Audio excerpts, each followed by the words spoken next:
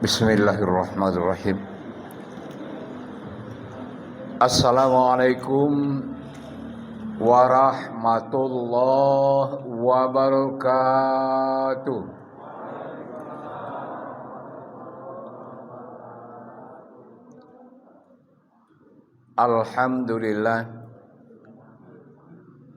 Alhamdulillahi nahmaduhu wa nasta'inuhu wa nastaghfiruh wa na'udzu billahi min syururi anfusina wa min sayyiati a'malina may yahdihillahu fala mudhillalah wa may yudlil fala hadiyalah. Asyhadu an la ilaha illallah wa asyhadu anna Muhammadan abduhu wa rasuluh.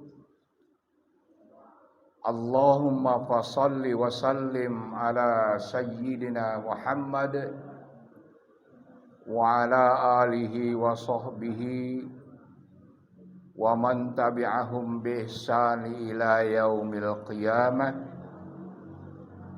Amma ba'du.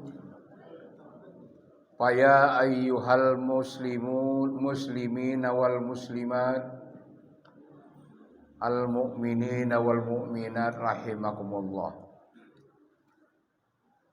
Usikum wa iyaya bitaqwallah faqad fazal muttaqun. Yang saya hormati Bapak Ketua DKM beserta seluruh pengurus, yang saya hormati dan saya muliakan bapak-bapak pemuka agama, pemuka masyarakat, ibu-ibu yang saya muliakan, hadirin dan hadirat yang insya Allah kita semuanya selalu mendapat rahmat Allah subhanahu wa ta'ala, amin. Yang pertama, marilah kita bersyukur kehadiran Allah subhanahu wa ta'ala. La in syakartum la azidannakum wala in kafartum inna azabi lasyadid. Kalau kita gemar bersyukur kehadiran Allah dimanapun kita berada dan waktu kapanpun,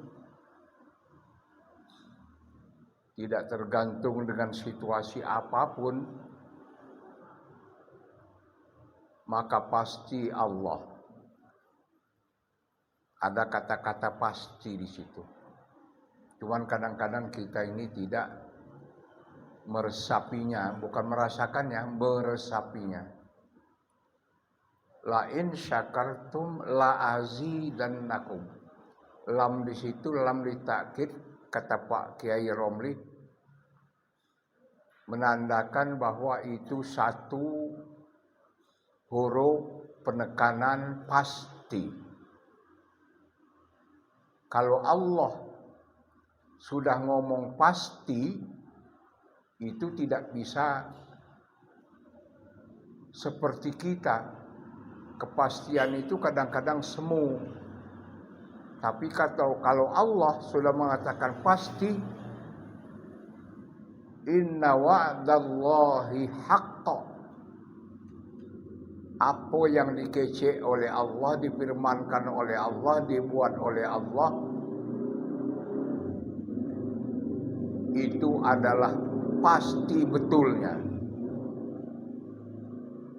La azidannakum, pasti Allah akan menambah rahmat kepada kita, menambah rezeki kepada kita, menambah kesehatan kepada kita, menambah kenikmatan kepada kita, sehingga kita betul-betul akan menjadi hamba Allah yang dicintainya dan mendapat kebahagiaan dunia dan akhirat.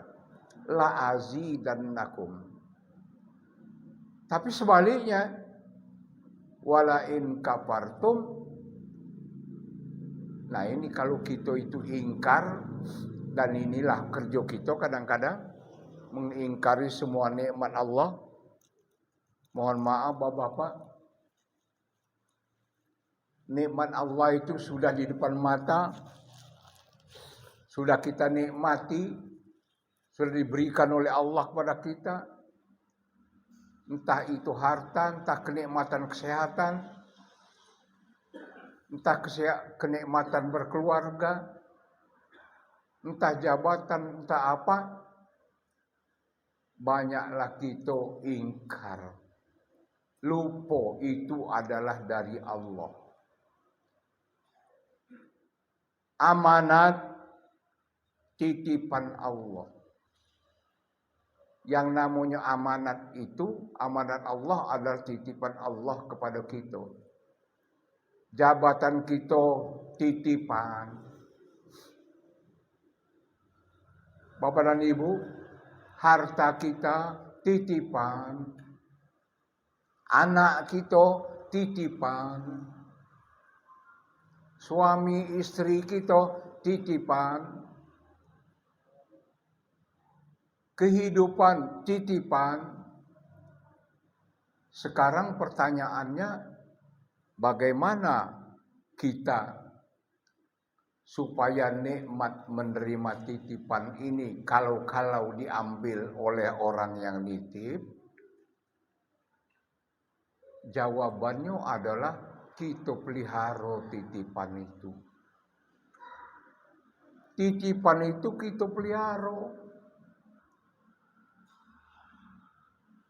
Kalau titipan rumah disapu, enak niat nengoknya.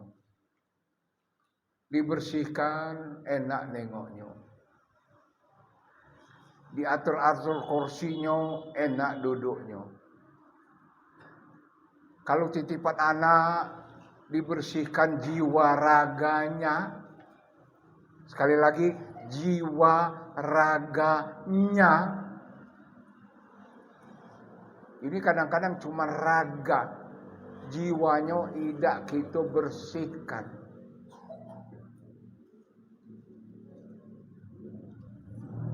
Kemarin, mohon maaf ini, ilustrasi aja dikit. Ada berita di SMP dekat pantai situ. Dekat pantai, nggak tahu aku SMP berapa tuh. Dekat pantai yang di Lempuing tuh. Di dekat gerbangnya tuh, anak umur 2 tahun, tahu-tahu ada anak muda,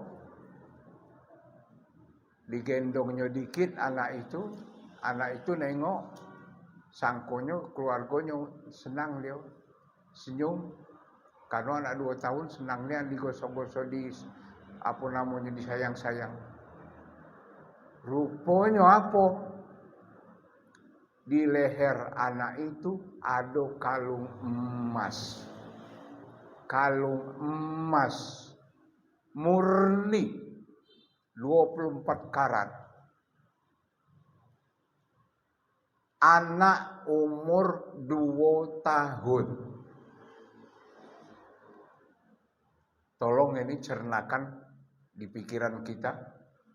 Diambil oleh si anak muda tadi, diletaknya lagi, ditinggalnya berlari ke daerah dalam rumah-rumah di dekat pantai itu, hilang. Anak umur 2 tahun sudah diberi kalung emas. Kira-kira otak kita yang masih sehat ini jalan enggak kira-kira?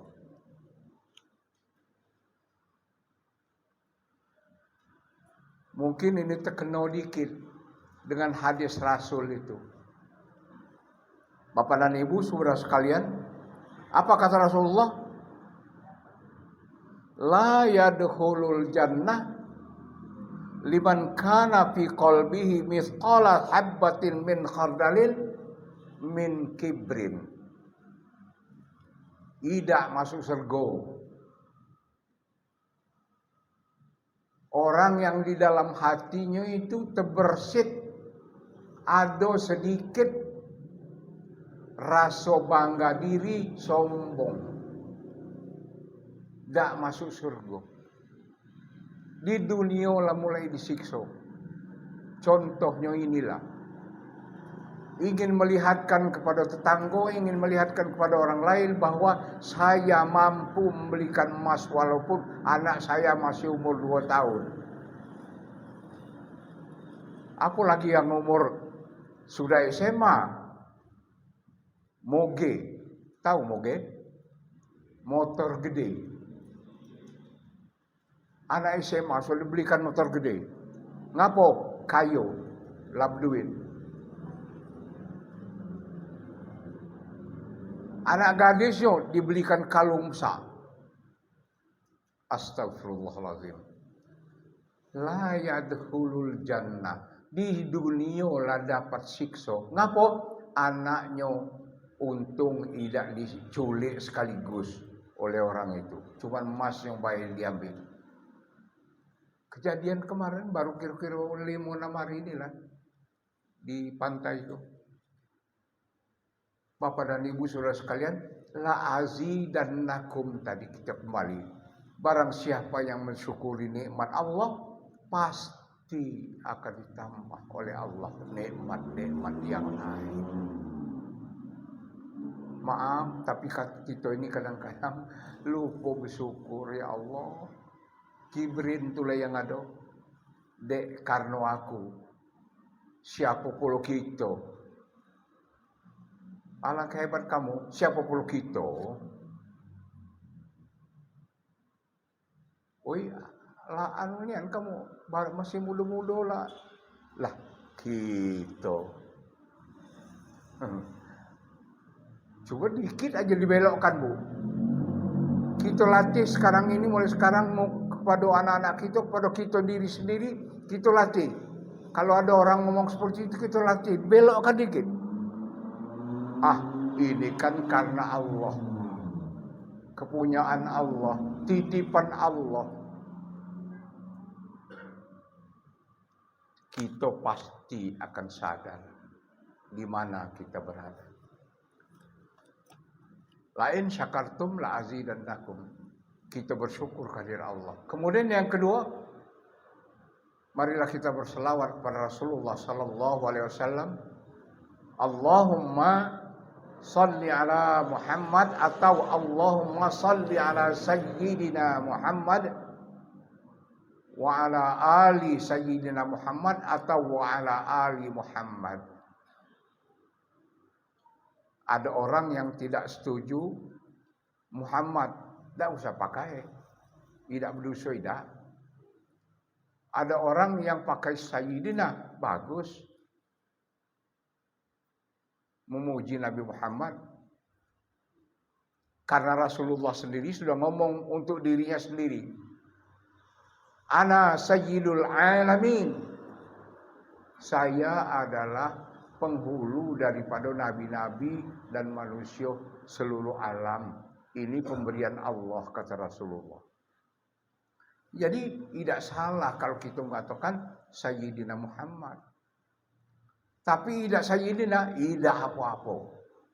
Tapi jangan sekali-kali di dalam satu majelis, entah majelis taklim, entah majelis apa aja, pengajian dan lain-lain, tidak memakai Sayyidina, khutbah batal. Apa kata Rasulullah sampaikan oleh Ustadz Hadi Hidayat, yo, Ustadz Somad juga yo.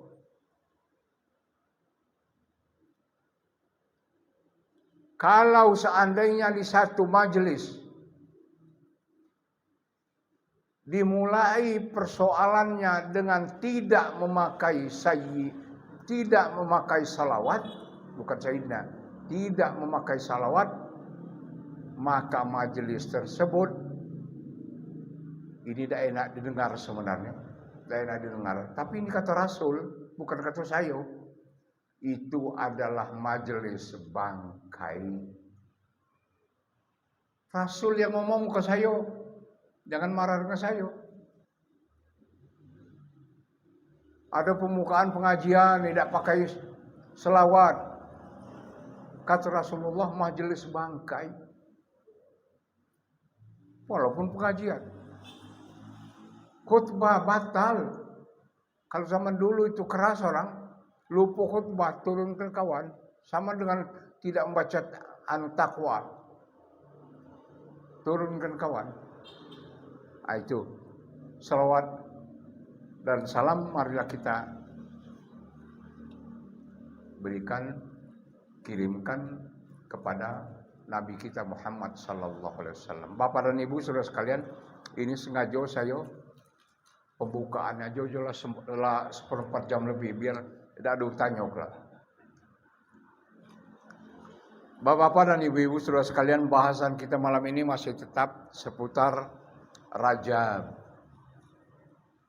Tapi saya akan singkat aja. Bapak dan Ibu saudara-saudara sekalian, yang pertama poin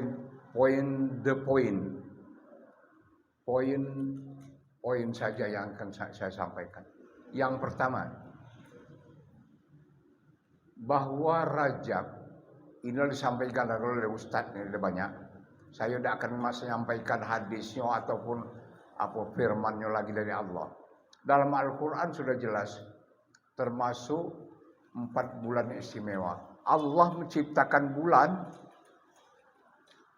Allah menciptakan bulan 12. Kata Allah dalam firman-Nya.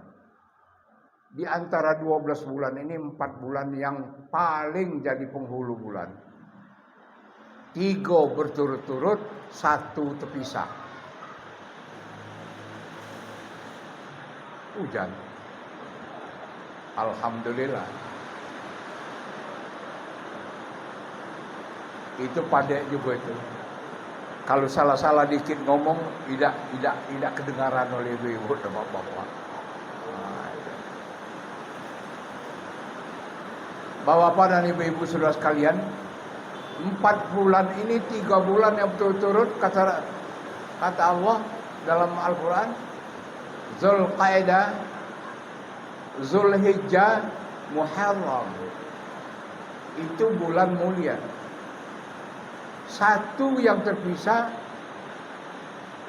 adalah Rajab. Oleh karena itu Rasulullah sallallahu alaihi wasallam selalu berdoa dan kita ikuti kalau sudah sampai Rajab. Allahumma barik lana fi Rajab wa Sya'ban wa ballighna Ramadan. Bapak dan Ibu saudara-saudara sekalian, apa sih keistimewaan Rajab itu? Yang pertama, Rajab adalah bulan doa yang dikabulkan oleh Allah. Yang kedua, bulan salawat. Yang ketiga, bulan waktunya beristighfar banyak. Yang keempat, bulan Allah menerima amal sedekah hamba-hambanya yang beriman. Maaf, ada ujungnya.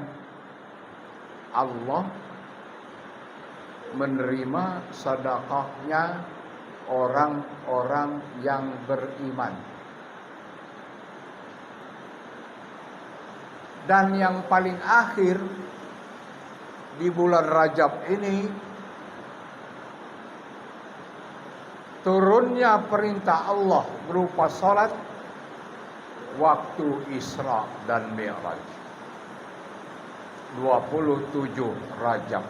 Nanti itu tanggalnya yang biasa kita sebut. Bapak dan Ibu saudara-saudara sekalian, banyak ulama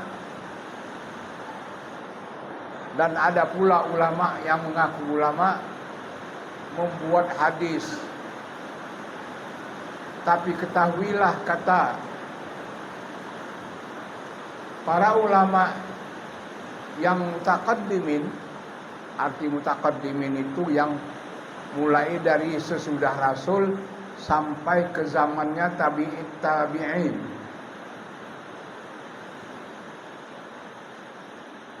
Sudah mengatakan bahwa hampir semua hadis yang berkenaan dengan Rajab, kelebihan bulan Rajab, itu adalah hadis palsu.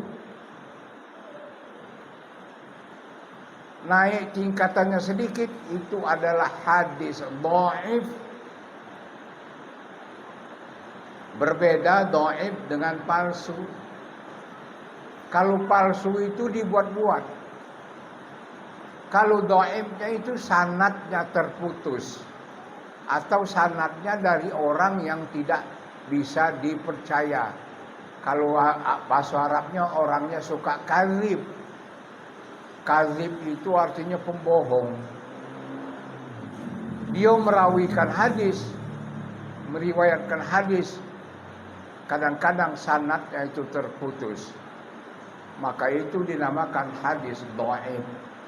Tapi kalau andai kata hadis dhaif ini banyak yang mirip-mirip dan dia itu berupa fatwa kebajikan dan kebaikan, maka kata ulama hadis dia dapat dijadikan sandaran hukum. Bapak dan Ibu saudara sekalian, sekali lagi, kalau hadis itu hadis yang dibuat-buat, saya bahasakan baik yang dibuat-buat, itu bagaimanapun bentuknya, kata-katanya tidak bisa dipakai untuk hukum.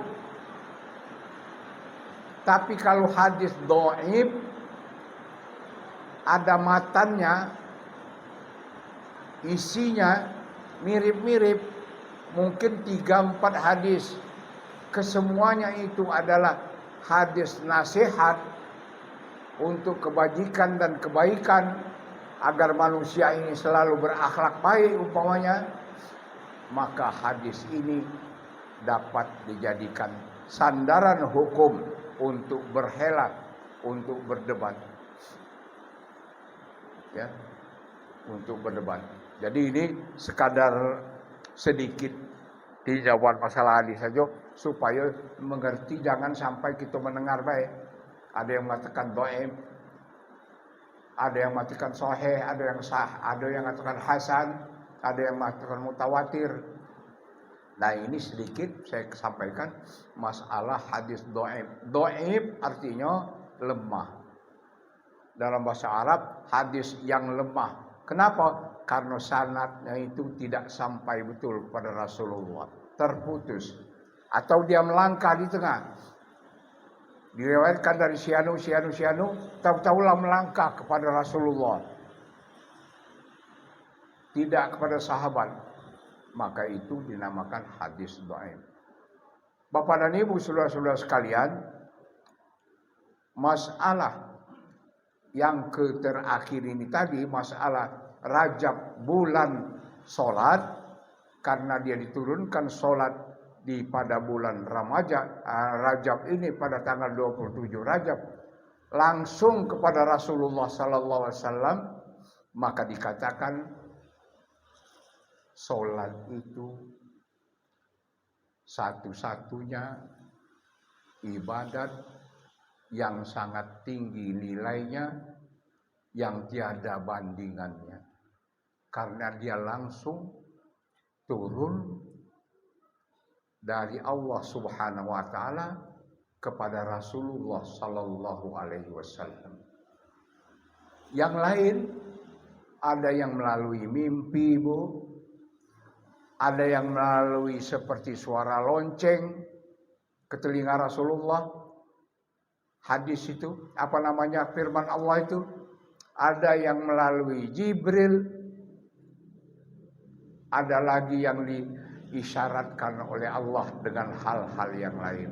Tapi yang satu-satunya diberikan oleh Allah dari Lauhil Mahfuz kepada Rasulullah sallallahu alaihi wasallam adalah masalah sholat ini. Makanya dikatakan inna awwalu, sesungguhnya yang paling awal, yang paling pertama, yang paling depan nanti ditanyakan kepada kita manusia waktu kita sampai di akhirat Allah, di yaumil akhir, di yaumil mizan, di yaumil ba'ats, itu adalah as-shalah. Inna awwalu ma yuhasabu, sesungguhnya yang paling pertama begitu kita melek sampai di akhirat, sampai ke tahap kepada interogasi, sampai ke interogasi, yang pertama sekali diinterogasi itu oleh Allah adalah sholat kita. Bapak dan Ibu, saudara-saudara sekalian, pikirkan itu. In saluhat saluha amalu kulli. Kalau sholat kita nilainya 100, maka yang lain itulah ngikut-ngikut aja. Ngapa? Sebab orang yang pasti diterima amal sholatnya karena kebaik-baiknya, karena sempurnanya, karena tamamnya, karena cukup syarat rukunnya, sah menurut adabnya di hadapan Allah Subhanahu wa taala. Tidak mungkin manusia seperti ini akan berbuat salah. Sebaliknya, tolong tanyakan kepada diri sendiri. Kalau kata Hadi Hidayat, tanyakan kepada dirimu sendiri. Sudah berapa persennya maslahat kita diberikan kepada Allah di dalam hidup dan kehidupan ini? Oh, sudah 50, berarti sholatnya baru 50%. Allahu Akbar. Kadang-kadang sholat masih melarang buana. Oke, nanti kita sambung lagi masalah sholat ini. Kita kembali kepada Rajab tadi. 2 hal yang ingin saya sampaikan. Tinggal 17 menit lagi. Yang pertama, Rajab ini kelebihannya yang itu yang saya sampaikan tadi. Bulan istighfar. Somad sudah berkata, menyampaikan firman Allah dan sabda Rasulullah sallallahu alaihi wasallam. Apa kata Somad? Menyampaikan sepotong hadis. Ibu-ibu sekalian, man lazima istighfar, siapa yang selalu di setiap saat hidupnya itu beristighfar. Astagfirullahaladzim. Pergi dia ke pasar, astagfirullahaladzim, ya Allah, ampunilah dosa.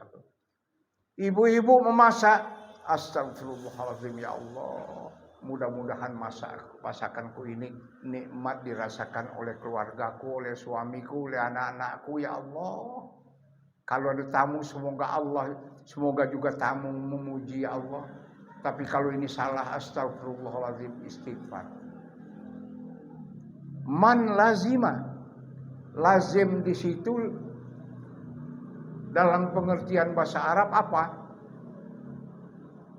Terus menerus. Lazim, terus menerus. Berlainan dengan kata-kata man ahabba, ma'an ahabba. Barang siapa yang mencintai istighfar. Nah, kalau ini berarti dia sekali-sekali kalau sedang salah. Keliru dia sedikit, keliru banyak, baru dia istighfar. Minta ampun kepada Allah. Tapi bagi orang yang Islam, yang mukmin, yang soleh, di dalam hidup dan kehidupannya, selalu dia akan membawa kemaslahatan bagi dirinya. Istighfar ini tidak akan putus. Bukan hanya sudah sholat, di rumah juga itulah kerjanya. Astagfirullahaladzim, ya Allah. Dikit-dikit, astagfirullah. Apa kata kawan? Tidak, aku nyebut baik. Kalau aku takut dalam hidup dan kehidupanku ini salah. Man lazima, barang siapa beristighfar ini, membiasakan diri di setiap waktu, di setiap saat, dimanapun dia berada. Man lazima, ja'alallahu lahu min kulli hiyyin makhraja. Kalau orang suka beristighfar, Bapak dan Ibu, dalam hidupnya itu dia tidak akan resah dan gelisah. Sebab segala sesuatu langsung dihubungkannya dengan Allah. Saya baru dapat ilmu sebentar ini tadi sebelum sholat dari Pak Basar, dari Pak Ustadz Adi Hidayat. Dia selalu berbismillah, bi-ismillah, bi dengan ismillah nama Allah. Bi itu kata Pak Basar tadi salah satu pengertian bi itu yang melekat dengan Allah. Apa? Setiap segala sesuatu yang dipegangnya, yang diminumnya, yang dimakannya, dia selalu tidak akan mungkin lepas, melekat pada dirinya. Bismillah. Sebelum dia bergerak, bismillah. Sebelum dia ke kantor, bismillahi majreha wa mursaha inna rabbi laghafurur rahim. Bismillahi majreha wa mursaha inna rabbi laghafurur rahim. Ya Allah ya Tuhan, aku nak berjalan ke kantor ya Allah. Ada 2 kilo jauhnya melewati lampu merah banyak ya Allah. Tolong aku ya Allah, selamatkan dalam perjalanan aku ya Allah. Karena Engkau ya Allah Laghafurur Rahim. Kalau aku salah tolong diampuni ya Allah, dimaafkan ya Allah, dihapuskan kesalahan aku ya Allah. Kalau aku lah berjalan ya Allah, dosa pada diriku melekat juga ya Allah. Dosa mata, dosa telinga, dosa pikiran. Mohon maaf ya. Coba bayangkan oleh kita Bapak dan Ibu dalam kehidupan sehari-hari. Begitu kita nak pergi ke kantor, bismillah lupa, segala lupa. Yang ingat, ya Allah Tuhan, duit kemarin yang diinjau orang di dalam masjid itu mudah-mudahan tidak hilang. Duit yang dikasih orang kemarin yang diingat. Duit apa? Tidak tahu. Pokoknya duit hau-hau dalam lemari lupa. Bawanya karena takut tengok bini. Kalau tengok bini, belikannya dengan emas oleh bini. Rugi ke aku. Padahal aku juga nak emas. Nak ke kafe, nak kemana-mana. Mudah-mudahan jangan hilang. Oi, Bu, aku ke kantor. Bercepat. Ngapa? Nak nengok duit dalam laci, takut hilang. Karena untuk pentingan. Bismillah. No. Tidak akan. Tidak akan bismillah. Bismillah makan. Apakah kita akan marah dengan istri kita karena kemasinan, karena kepedasan, karena ini? Tidak. Karena melekat kepada diri kita. Sebelum kita makan ini bismillah. Istri kita menyiapkan untuk kita makan. Lah tahu kitanya agak merah, pasti pedas sedikit. Kita tidak akan ngamuk. Ai, dek, agak banyak juga, murah juga cabai kene, kata kita kan. Sindir baik, tidak marah. Apa kak katanya? Kepedasan? Tidak. Aku tadi baca Quran, cabai murah kata di Curug ini. Pantas kalau gitu agak banyak cabenya. Itu. Kemasin, tidak masin. Ngomong, woi kemarin dek, menteri kita impor garam. Jadi wajar kalau garam itu agak mahal, agak sulit. Kata bininya, ngapa bang? Kemasinan apa tidak masin barang tu? Tidak katanya. Aku ngomong baik, mungkin garam agak mahal kini kata anu lakinya. Marah, tidak. Istrinya langsung senyum dan ketawa sambil makan, sambil ketawa-ketawa. Tidak ada rengut di dalamnya. Tidak ada marah di dalamnya. Istri suami itulah yang harmonis. Karena apa? Segala sesuatu bismillah. Maaf ya, mohon maaf ini. Jangankan yang itu, Pak, Bu, Bapak. Lagi nak bertemu dengan orang rumah malam-malam lagi ada doanya. Ada bismillah. No? Tidak usah disebut malam ini ada. Lain kali aja doanya. Siapa yang nak belajar berdoa, ke rumah bawa pisang.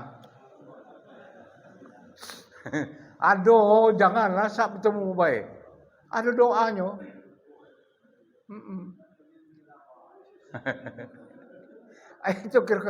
Itulah hebatnya. Bapak dan Ibu, saudara-saudara sekalian, masih ada 3 lagi tadi yang di samping melekat kata Pak Basar. Waktu kita tidak akan mungkin dah sampai. Nah kemudian yang Bapak dan Ibu saudara-saudara sekalian, karena ini waktunya tinggal 7 menit, kita sampai kepada masalah Isra Mi'raj dikit. Isra Mi'raj. Kelebihan bulan Rajab yang lain biarlah yang sudah dijelaskan oleh Ustaz. Adalah masalah sholat. Masalah sholat. Inilah biasa kita dengar. Bapak dan Ibu, malam Isra Mi'raj 27 Rajab dibacakan apa namanya Al-Quran oleh Ustadz kita. Subhanallazi asra bi 'abdihi lailam minal ila akhirih. Panjang itu. Bapak dan Ibu saudara sekalian, apa kata Rasulullah sewaktu beliau sampai di hadapan Allah? Beliau nunduk, tidak berani nengok, mengangkat kepalanya. Begitu Rasulullah sampai di hadapan Allah,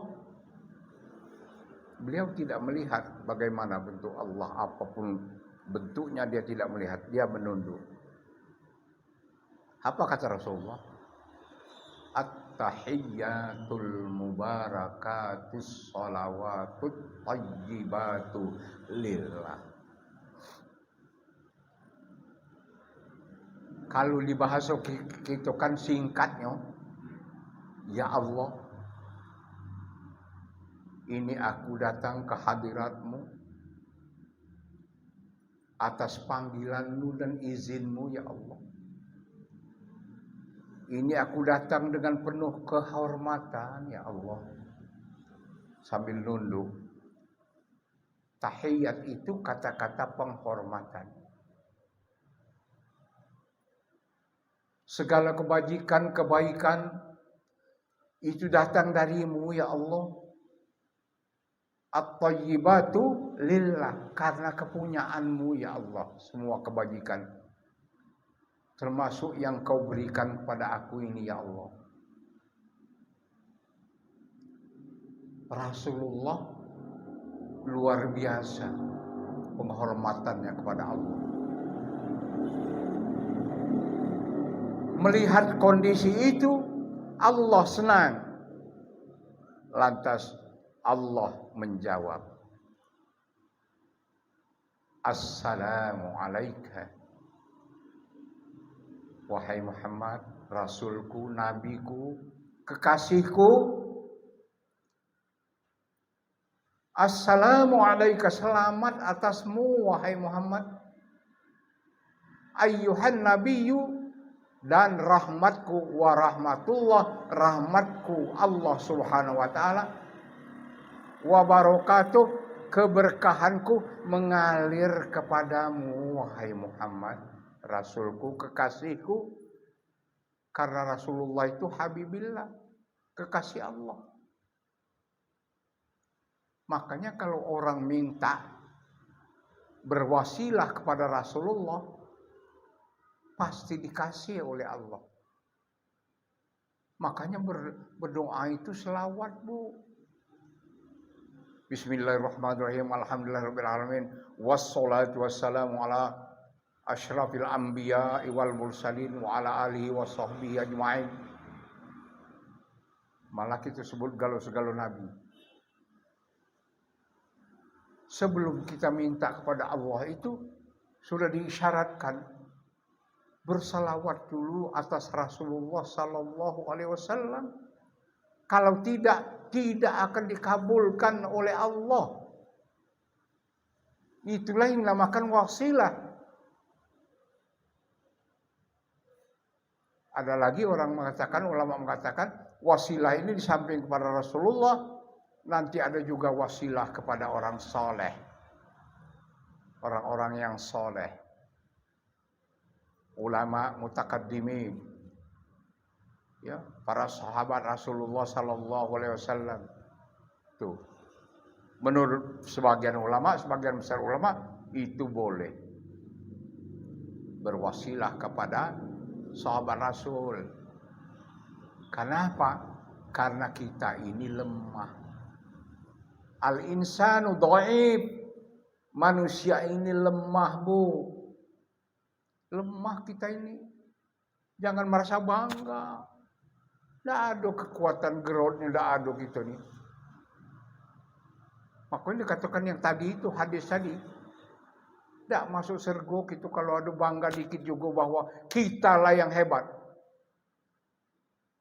Tidak masuk surga gitu. Tapi sebaliknya, barang siapa melazimkan dirinya beriman walaupun sedikit, maka diharamkan api neraka terus-menerus memakannya. Tidak ada masuk neraka gitu. Tapi tadi ada kata-kata digaris bawahi sedikit. Sebab yang pengertian tidak akan masuk neraka itu bukan berarti tidak masuk neraka selama-lamanya. Tapi pada suatu ketika dia masuk neraka juga, tapi cicip-cicip dikit, dikanokan kesalahannya. Masukkan dikit, dipanggang dikit. Tapi jangan salah, dipanggang di api neraka itu bukan dikit seperti ayam panggang. Begitu dipanggang, meleleh kita habis. Nah itu. Nah ini Bapak dan Ibu saudara sekalian, pentingnya sholat. Terakhir Bapak dan Ibu saudara sekalian, karena itu. Bapak dan Ibu saudara sekalian, hanya sedikit yang ingin saya sampaikan.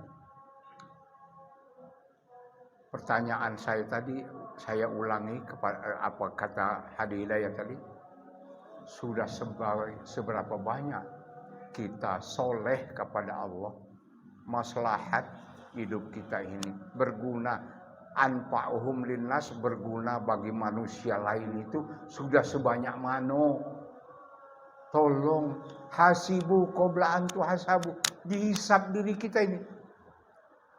Mari kita menghisap diri kita malam-malam, tenang-tenang, sholat tahajud. Ya Allah Tuhan, lah banyak dia aku pahalaku nih kira-kira ya Allah. Aku masih banyak dosa ya Allah. Dalam hidup dan kehidupanku ini.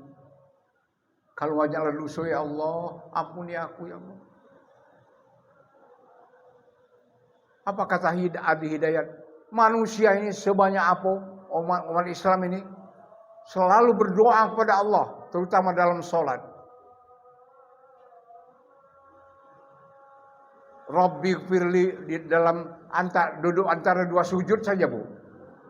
Rabbi firli warhamni wajburni warfa'ni warzuqni wahdini wa'afini wa'fu anni. 8 doa kita kepada Allah minta lemak. Tapi apa kata Hadi Hidayat? Tapi kita tidak melemakkan Allah. Minta senang tapi tidak menyenangkan Allah. Minta selamat tapi kita tidak beribadah kepada Allah untuk minta selamat itu. Pertanyaannya kata Hidayat, masihkah kita ngotot untuk minta dienakkan, dilemakkan, disenangkan oleh Allah apabila kita tidak pernah menyenangkan Allah? Silaturahim kita jauh, sedekah kita jauh, perkataan kita kasar, selalu menzolimi orang, kita merasa bangga diri. Sedekah jarang-jarang, pelit-pelit, apa lagi? Apa dan ibu saudara-saudara sekalian, masihkah kita berharap kepada Allah? Allah akan mengabulkan doa kita di dalam sholat itu.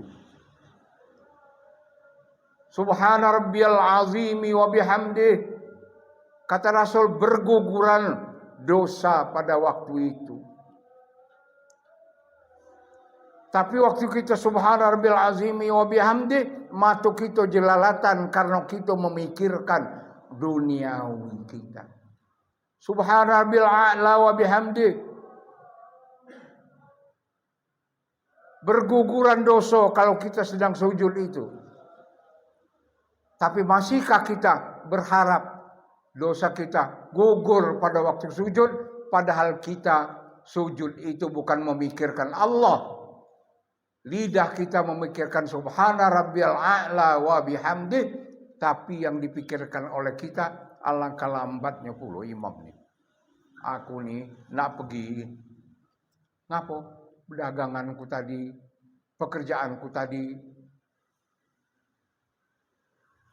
lah tertinggal.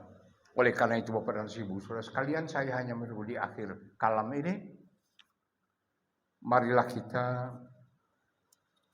pertama beristighfar kepada Allah. Istighfar ini banyak. Kita tutup dengan istighfar rame-rame. Mulai Bu.